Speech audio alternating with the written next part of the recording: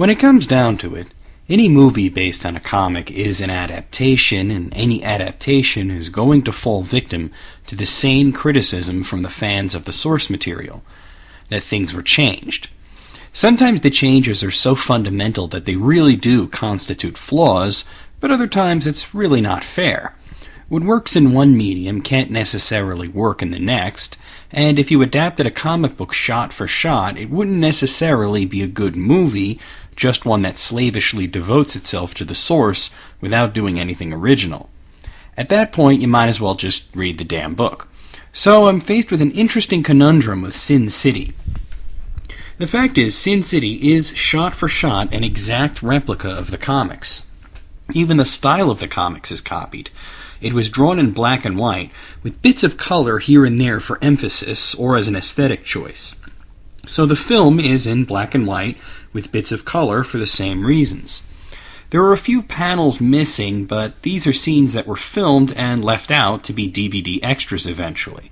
It jumps around and adapts several Sin City stories, including The Hard Goodbye, The Big Fat Kill, That Yellow Bastard, and parts of The Customer Is Always Right.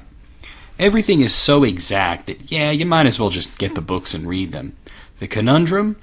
When I originally saw the movie, I hadn't read a lick of Sin City, and was really impressed with the movie's style, pacing, and acting.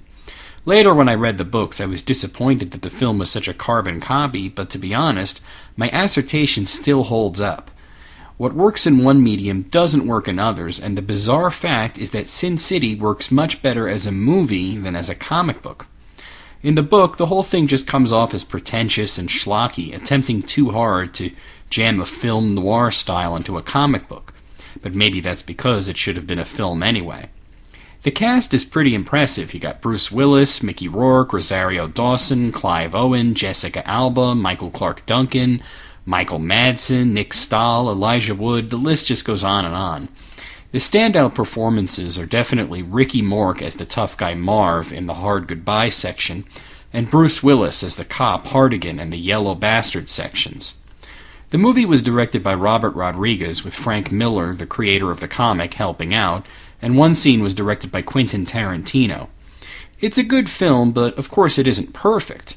My main gripe has to do with The Big Fat Kill, which is just another Frank Miller story about whores. In this case, there's a whole city of whores, and Clive Owen as Dwight travels there to follow Benicio del Toro as Jackie Boy, because he thinks Jackie Boy is going to do something bad. He winds up implicating himself in Jackie Boy's murder, and after they find out he's a cop, things get complicated. The entire thing is just pure Frank Miller. It's really just full of women that are either defeated, broken-down creatures, or, well, whores. And then there's Dwight, who is the stereotypical film noir male hero that slaps around Rosario Dawson, but that just makes her hot, and we're supposed to forget that he's basically cheating on Brittany Murphy's character. And the reason that he got into this whole mess is because after driving Jackie Boy out of her apartment, he can't leave well enough alone and has to go follow the guy, and then leaves in such a hurry, out the window no less, that he doesn't bother to listen to his girlfriend who tried to tell him that Jackie Boy was a cop. The section isn't all bad, as it has the scene directed by Tarantino, in which a very dead Jackie Boy comes to life as a hallucination for a discussion with Dwight, but compared to the rest of the film it just drags. In That Yellow Bastard, Bruce Willis is a cop who tries to take down a child molester who is the son of a powerful senator. He shoots the guy's cock off but gets plugged several times and framed for the rapes that the perp had committed. Years later, the young girl he saved is a stripper with a fixation on him, and the rapist is back, only now he's yellow and even creepier than ever. The Hard Goodbye is a simple story, and it's about a whore. That's Frank Miller for you.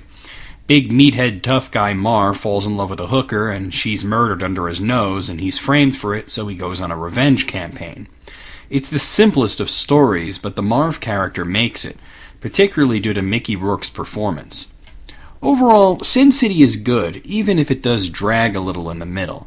Some things are a little too Frank Miller for me, but it's highly entertaining and visually stunning, so I'll give it an 8 out of a possible 10.